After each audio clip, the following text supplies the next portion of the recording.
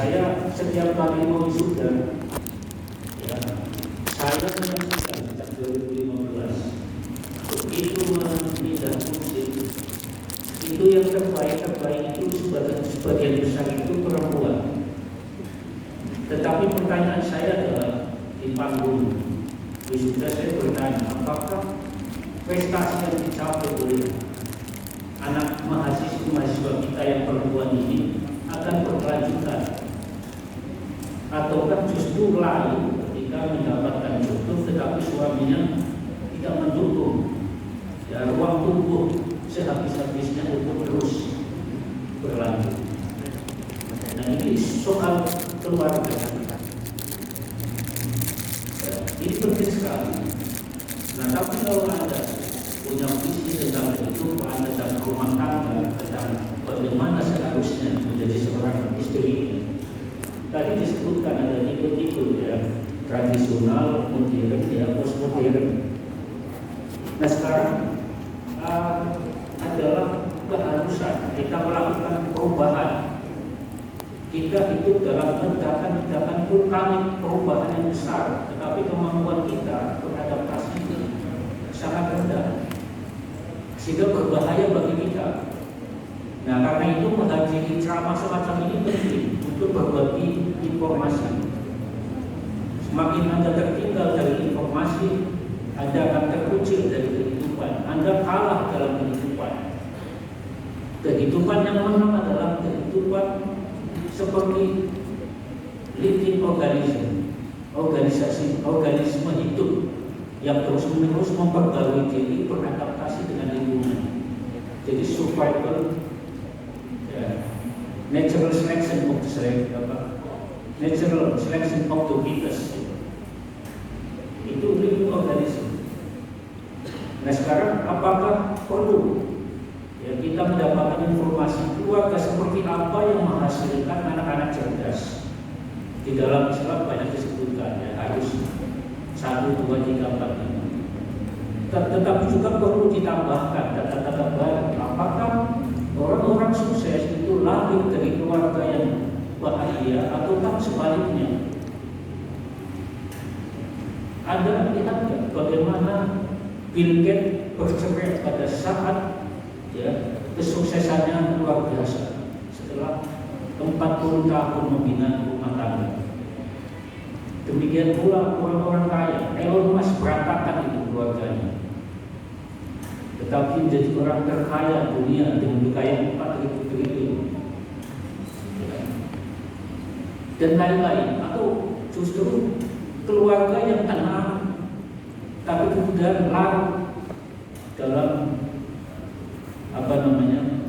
tidak ada inovasi di hidupnya. Ini perlu diteliti. Jangan sampai kemudian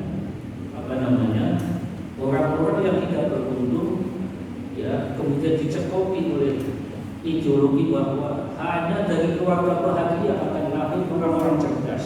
Itu juga menyesatkan.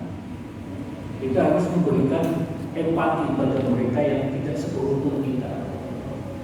Saya adalah dari keluarga yang yakin. Ya, 4 tahun ibu saya meninggal, kemudian ayah menikah lagi, kemudian saya diasuh oleh kakak-kakak. Itu berantakan semuanya dari sudut keluarga. Tetapi tantangan, ya, mendorong saya harus memberikan respon. Makin besar tantangan, makin besar respon yang harus kita lakukan. Kita harus beradaptasi dengan apa yang kita lakukan. Dan jadi penting sekali penelitian-penelitian tentang keluarga. Apalagi keluarga ini adalah, rumah adalah tempat pertama dan terakhir. Tempat di mana keputusan-keputusan besar dan kecil dibuat. Ya, tempat lingkungan, bibit-bibit baru itu tumbuh. Nah, ini penting sekali untuk melakukan penelitian semacam ini. Karena itu definisi yang pada dasarnya ada panduan hidup di abad 21. Harus apa kecakapan Bahkan pendidikan-pendidikan kita tidak berarti sama sekali kalau pendidikan kita tidak menghasilkan minimal 4 kecakapan porsi. Pertama adalah critical thinking, berpikir kritis. Kemudian yang kedua adalah collaboration, kerjasama. Ketiga communication, komunikasi. Dan yang keempat adalah creativity. Ini adalah panduan hidup di abad masyarakat ya 5.0, masyarakat yang super cerdas dengan kecepatan yang luar biasa. Jadi kalau critical thinking itu memandu kita untuk tidak menerima apa yang kita terima hari ini.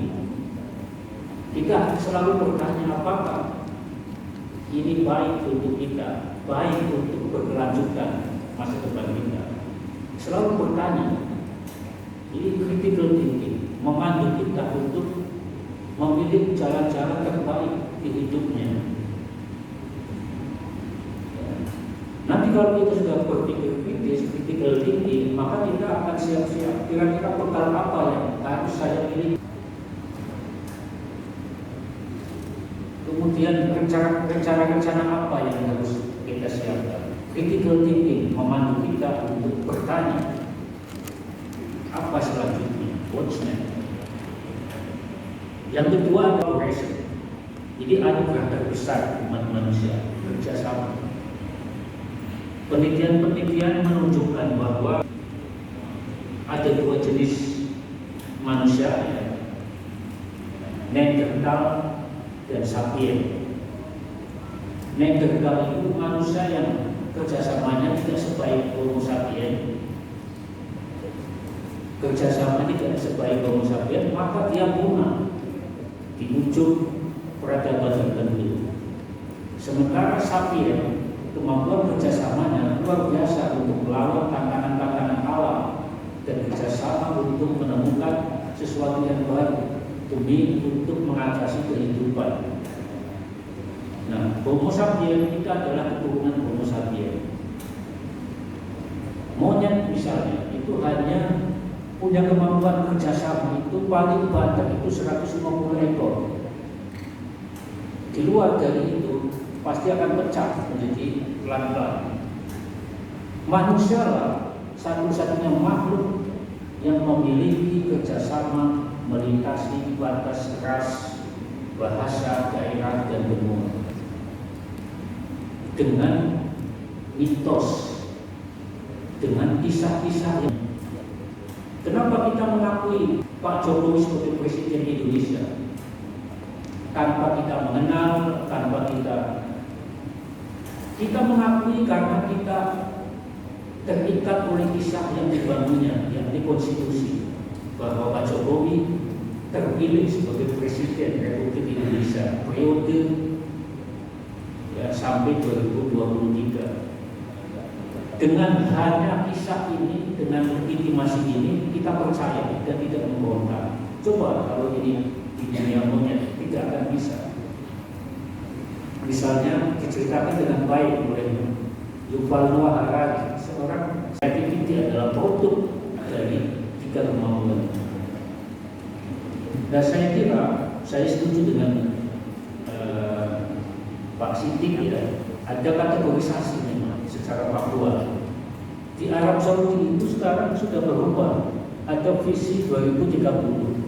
Selama ini Arab Saudi itu memandang kaum wanita itu harus ada di rumah sebagai domestik. Dengan visi 2030 ternyata perempuan-perempuan adalah juga sumber. Ya. Arab takut bahwa minyak akan habis, maka pendapatan non-minyak perlu digenjot. Arab Saudi perlu melakukan reformasi sosial politik keagamaan. Tempat-tempat wisata dibangun untuk mengundang para wisatawan asing. Kemudian sayuran-sayuran ditanam di sebuah lokasi yang subur untuk menyediakan dan mendukung hadirnya wisatawan asing non haji. Pangeran Muhammad bin Salman ini cerdas. Kalau bangsa itu tidak beradaptasi dengan perubahan, dia akan punah dengan sendirinya. Karena living organisme.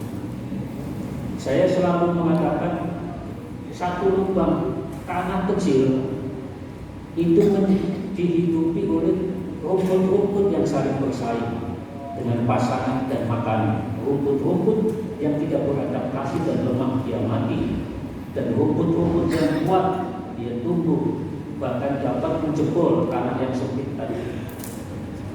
Ini adalah sebuah perjuangan. Tetapi dengan kita manusia yang punya kerjasama, kolaborasi, maka ini akan menjadi luar biasa.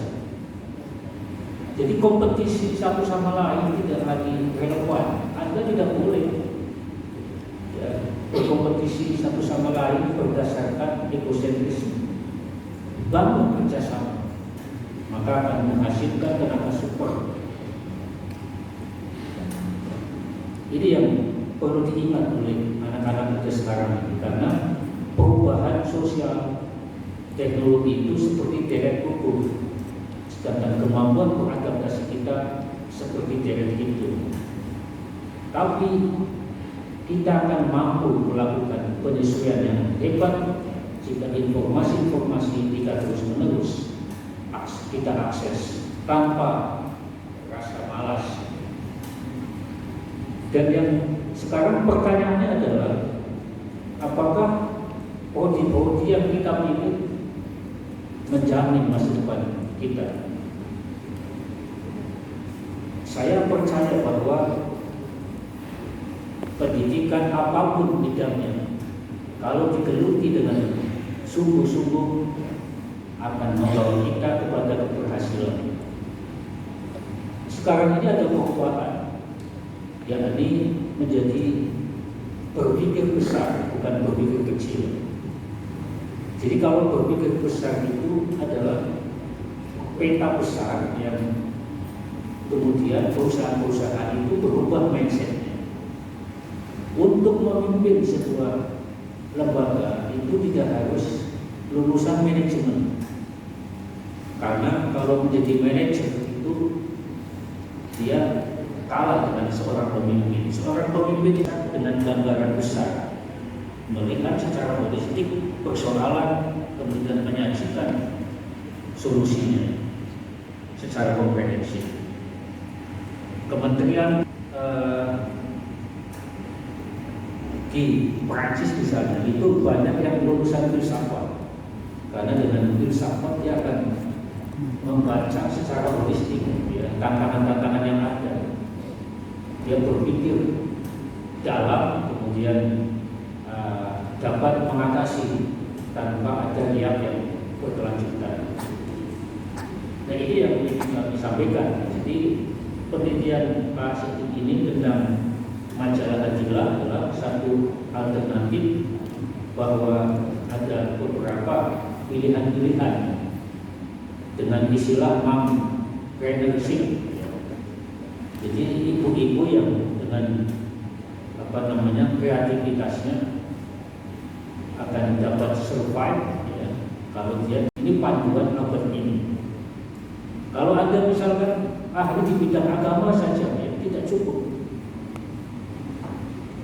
Ya, kita berada pada tantangan yang sama. Apa itu? Krisis lingkungan, krisis pangan, ya, krisis energi. Ini ketika minyak goreng itu langka, itu kita sudah melakukan. Nanti pada satu saat karena ledakan, karena polusi yang tidak bisa terbendung, karena pemanasan suhu global, manusia itu akan disambutkan oleh tantangan. Jadi bagaimana menurunkan emisi karbon sehingga peradaban manusia dapat minimal lebih lama dari yang diperkirakan. Nampaknya tidak terpikirkan oleh kita. Misalnya panas bumi. Ini saya ingin menyampaikan beberapa hal yang menjadi pemikiran kita bersama. Ya. Berangkat dari keluarga, saya akan membawa teman teman-teman ke persoalan lebih besar. Kita kan tidak pernah memikirkan bahwa laju pemanasan global ini akan menghentikan seluruh mimpi manusia.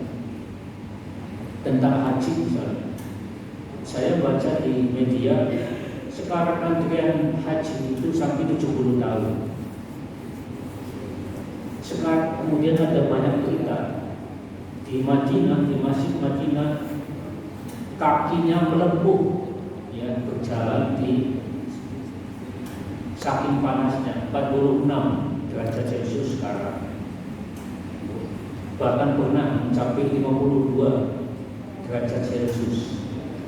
Jika pemanasan global itu naik 1 derajat saja, maka suhu di Arab Saudi akan menjadi 70 derajat Celcius. Artinya, ya, haji jika itu dipaksakan dilaksanakan akan menjadi masaker. Kematian total, ya, karena panas bumi dan transfer virus yang.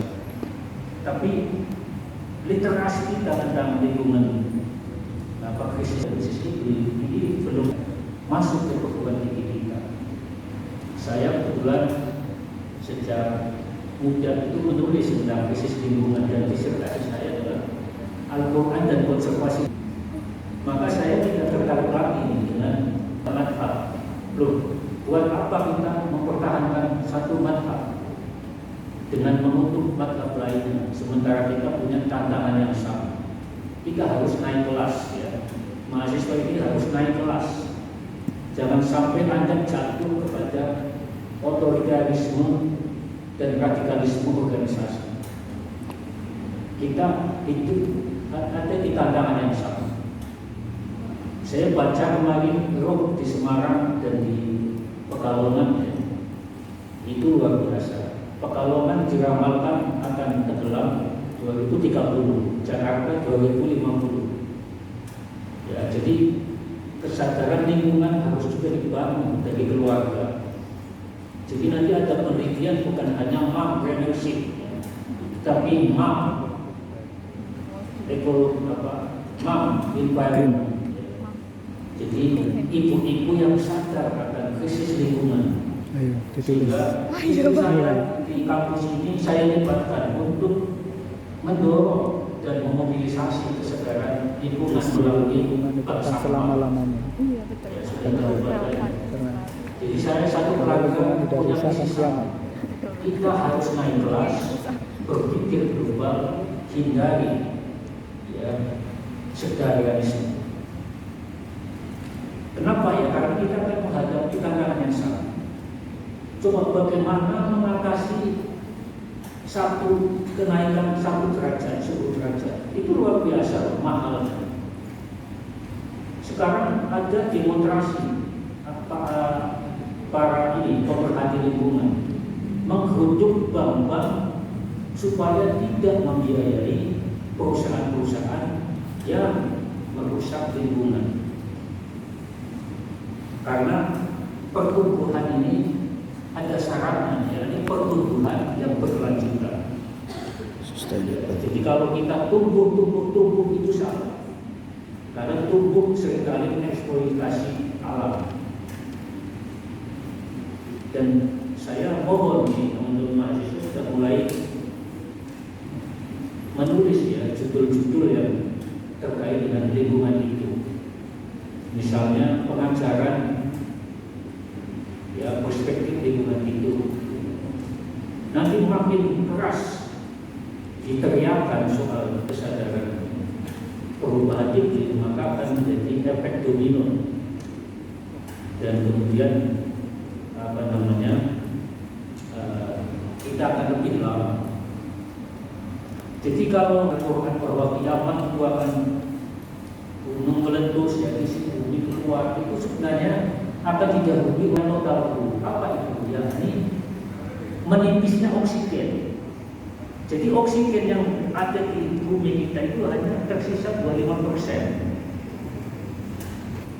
Jika oksigennya habis karena suhu global naik, itu akan menggerus, ya. Kita sudah mati duluan. Jadi bumi ini akan miliaran tahun kosong dari makhluk itu. Ya, sampai akhirnya nanti dia ditarik oleh bumi ke matahari, karena matahari itu kan energinya akan habis ini. Ya, menurut fisikawan itu 4,5 miliar tahun lagi matahari menjadi katai merah, kemudian menyerap planet-planet sekitarnya. Nah, kapan oksigen itu habis ya hitung saja apakah 2 abad, 3 abad, 5 abad, ya tergantung. Karena krisis iklim ini digerakkan oleh 3 teknologi: teknologi transportasi, teknologi industri, dan teknologi militer. Nah, ini kalau saya dibesarkan dari ketakutan terhadap krisis lingkungan, kelaparan, kemudian krisis pangan, sehingga saya tidak banyak bisa bicara soal bagaimana kemampuan, sampai kapan ya kemampuan manusia akan ada di muka bumi ini. Maka saya ketika istilah cebong dan kampret kado di media sosial begitu marak, itu menjadi gelisah. Ini kok masyarakat kita tidak naik kelas. Biarlah pemerintah kita ini yang konstitusional berjalan, ya, akan ada titik habisnya, kemudian akan digantikan rezim baru, dan marilah kita berpikir lebih global dan lebih strategis. Ini yang ingin saya sampaikan di pertemuan ini. Terima kasih, mudah-mudahan bermanfaat. Assalamualaikum warahmatullahi wabarakatuh. Waalaikumsalam.